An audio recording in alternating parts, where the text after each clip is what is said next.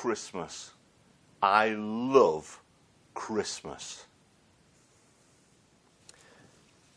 I really enjoy Christmas and all the preparation that goes into it.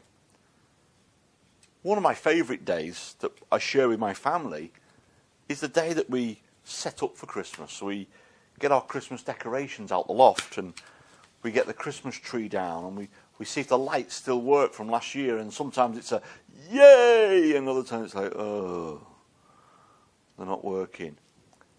But we get them working. But Christmas, if you ever think about it, what is Christmas? You know, it's a word that we use all the time. The word Christmas. And when you look at it, what do you think about when you see that word on cards or in shops or on TV adverts? It's Christmas. What is it that we think about?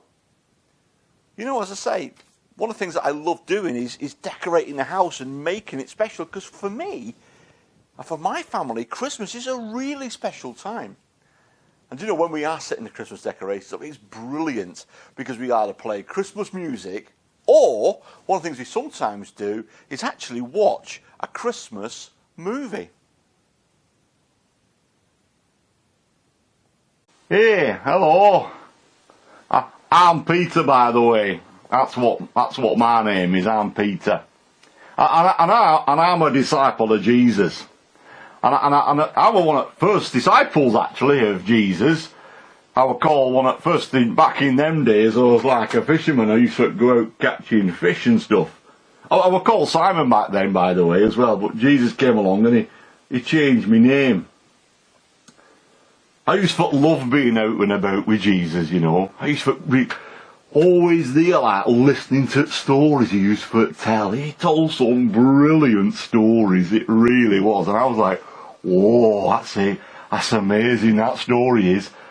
Sometimes, like, he told stories and I was like, I'm not quite sure what that means really, Jesus. So privately afterwards I'd like to say, Jesus, what was that about? Like, I'm not quite sure. I used to love just listening to stories, listening to him. But I'll tell you, there was one special time when I had the chance to talk and listen, more importantly, to Mary. That were Jesus' mother, you know. So Mary tells me how she'd been visited by an angel. It was the angel that, like, told her that she was going to become the mother of Jesus. But the angel kind of visited her and went, like, don't be afraid, Mary, because you've been specially chosen by God to be the mother of his son. Mary was like, oh, me? Specially chosen? Aye, says the angel, you've been specially chosen, and you shall call baby Jesus, because he's going to be saviour for the world. Mary marries Joseph. And everything seemed fine, like, at first. But then, well, this is what happened, like. Hundreds of miles away in a place called Rome, there was the Roman emperor. His name was Caesar Augustus.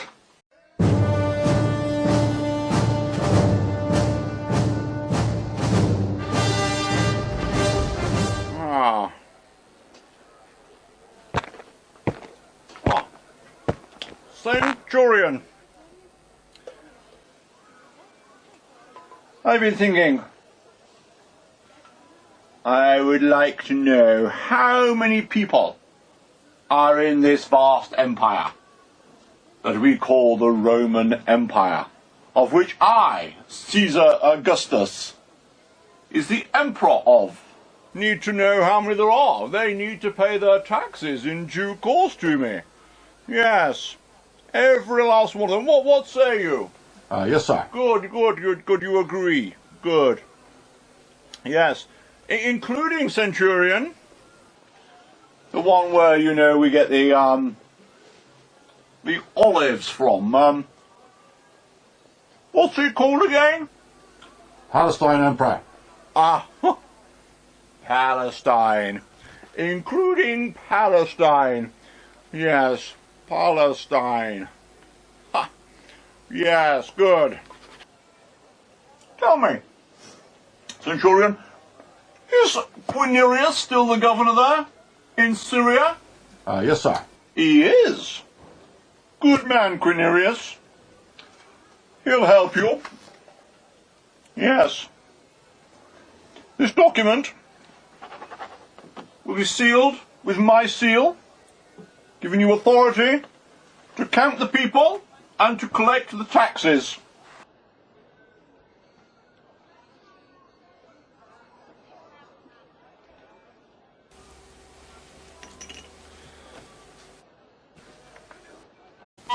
Emperor Caesar Augustus was a real person. He lived in Rome. He was born about 63 years before Jesus and died about 14 years after the birth of Jesus. You can read more about him in history books or Wikipedia.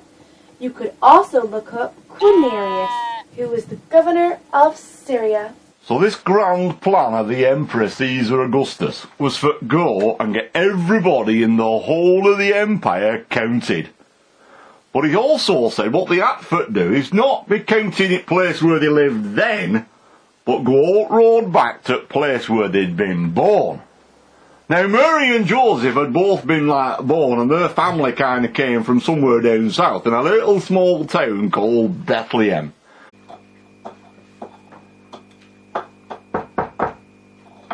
Malachi, we've got visitors!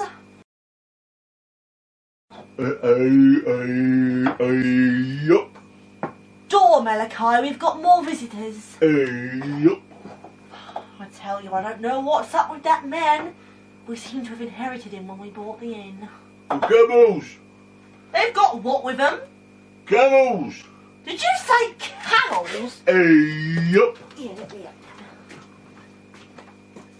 Oh, good day, gentle people. I suppose you're looking for the Saviour. Yes, well, he's up there on the right. Okay. Get out of here. Go.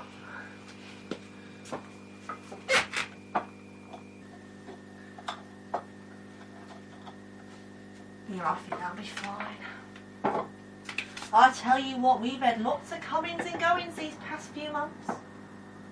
First, a lady called Mary and her husband Joseph arrive.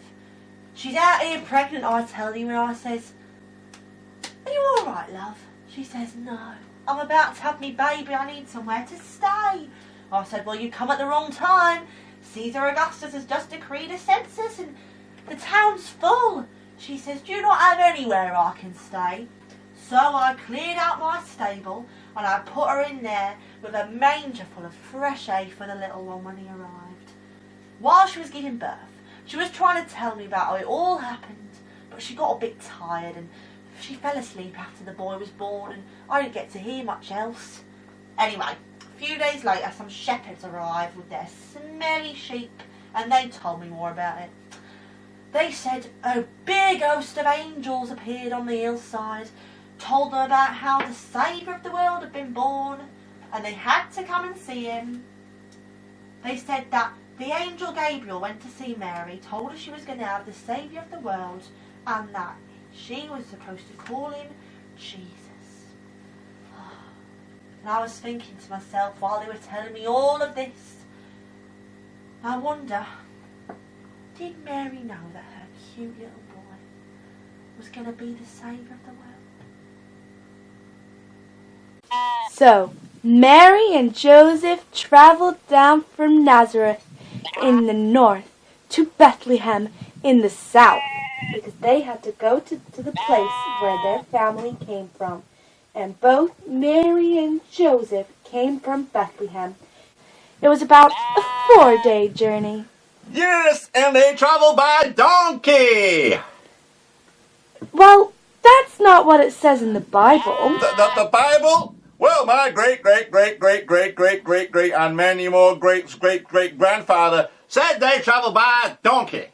Well, sorry to disappoint you, Dave, but the Bible doesn't mention they traveled by donkey. It doesn't. Hey, let me see that. Let me see that. Okay, you's right on that one. But there are donkeys in the Bible, right? Yes, just not in the Christmas story. I'm sure he said they're told by a donkey. I'm sure there was a donkey somewhere in that Bible. I'm sure there was a donkey somewhere in the Bible. Yeah. There was no donkey, but Jesus was born in some sort of a stable, or certainly a place where animals were kept. It were great, talking with Mary, as she explained how the birth of Jesus came about.